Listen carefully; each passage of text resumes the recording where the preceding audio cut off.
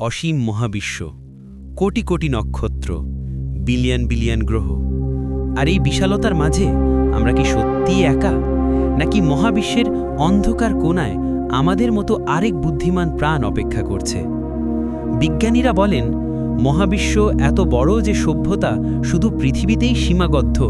এটি ভাবা যেন সমুদ্রের মাঝে দাঁড়িয়ে বলছি, মাছ কেবল আমার চারপাশের পানি পর্যন্তই থাকে।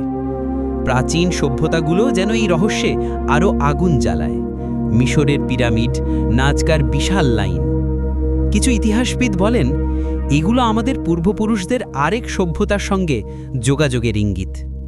যদিও বিজ্ঞান এখনও নিশ্চিত নয়, তবুও প্রশ্নটা থেকে যায়।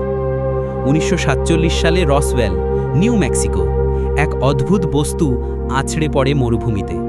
সরকারি রিপোর্টে বলা হয় এটি কেবলমাত্র একটি আবহাওয়া বেলুন, কিন্তু প্রত্যক্ষদর্শীরা দাবি করেন ওটা ছিল এক অচেনা উড়ন্ত যান।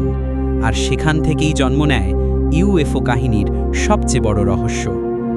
সাম্প্রতিক বছরগুলোতে মার্কিন নৌবাহিনীর প্রকাশিত একাধিক ফুটেজে দেখা গেছে আকাশে দ্রুতগতির এমন সব উড়ন্ত বস্তু যা মানুষের প্রযুক্তি দিয়ে ব্যাখ্যা করা যায় না। এগুলোকে এখন বলা হয় ইউএপি, মানে আনআইডেন্টিফাইড এরিয়াল ফেনোমেনা। অন্যদিকে বিজ্ঞানীরা খুঁজে পেয়েছেন হাজারের বেশি এক্সোপ্ল্যানেট, যার মধ্যে কিছু গ্রহ আর্থের মতোই তরল পানি থাকার সম্ভাবনা আছে, আছে জীবনের মতো পরিবেশও। তাহলে কি মহাবিশ্বে আমাদের মতো কেউ আছে? বিশ্বজুড়ে হাজার মানুষ দাবি করেছেন তারা নাকি দেখেছেন আলো ঝলমলে গোলক, অদ্ভুত শব্দ কিংবা গভীর রাতে এক অচেনা ছায়া। এগুলো কি সত্যি, নাকি আমাদের কল্পনার খেলা?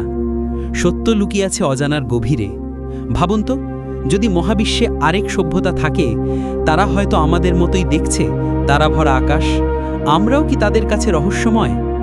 এলিয়েন আছে কি নেই তার প্রমাণ এখনও আমাদের হাতে নেই, কিন্তু মহাবিশ্বের বিশালতা বলে সত্যি একদিন সামনে আসবেই। হয়তো আজ নয়, কিন্তু কোনো এক দুর্দিনে আমরা হয়তো জানব আমরা আসলে কখনো একা ছিলাম না।